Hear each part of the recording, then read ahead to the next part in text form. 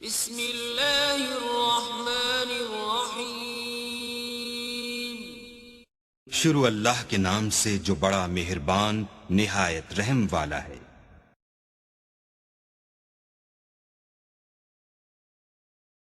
بایزید بستامی کہتے ہیں کہ میں نے اپنی ماں کے آگے ہاتھ جوڑے، میں نے کہا امی تجھے راضی کروں یا رب کو راضی کروں؟ تو اپنے حق مجھے معاف کر دے، اللہ کو میں راضی کر لیتا ہوں۔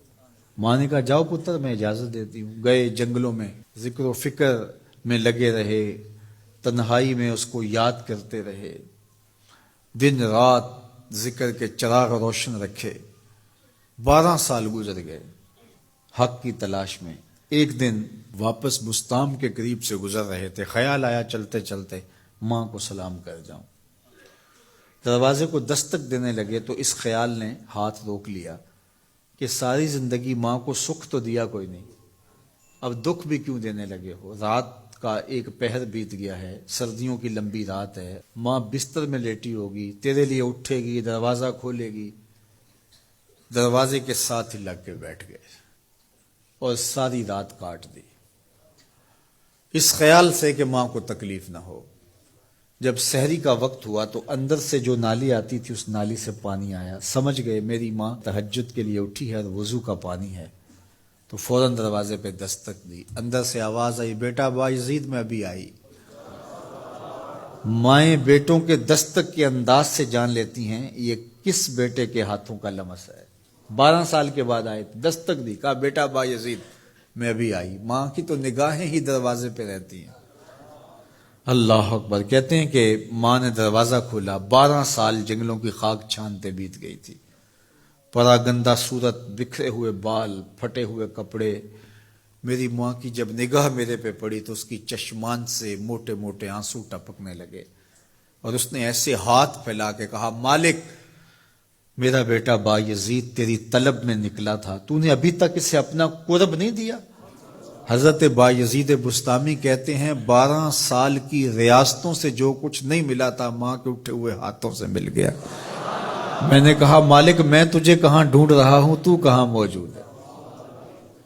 تو ماں باپ کی رضا اللہ کی رضا کا دروازہ کھولتی ہے۔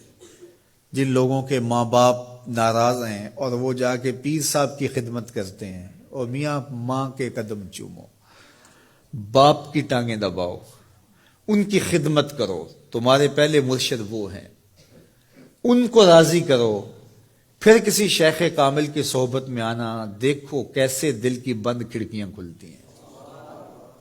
ایک مرشد تو ناراض کر آئے اور دوسرے مرشد سے تمہیں کیا ملے گا؟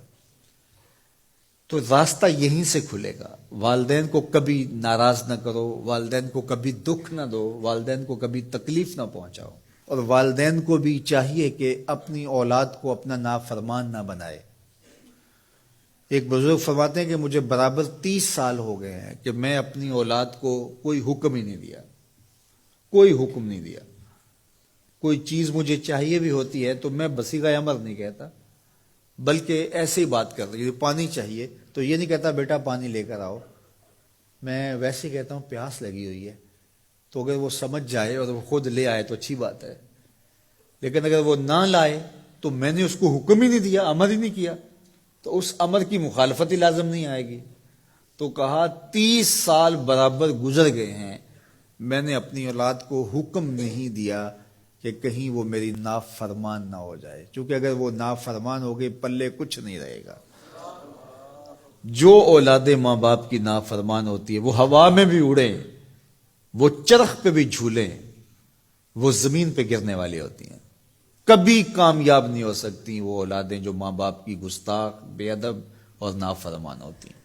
وہی اولادیں سرخرو، کامیاب اور کامگار اور بامراد ہوتی ہیں جو ماں باپ کی خدمت کرتی ہیں، ماں باپ کی دعائیں لیتی ہیں۔ وہ ایک بچہ ماں باپ کے پاؤں دبا رہا تھا، تو ایک بچہ ایک بر اعظم میں، دوسرا دوسرے بر اعظم میں، تیسرا تیسرے بر اعظم میں بڑے بڑے کاروبار کر رہا تھا، تو کوئی اس کا دوست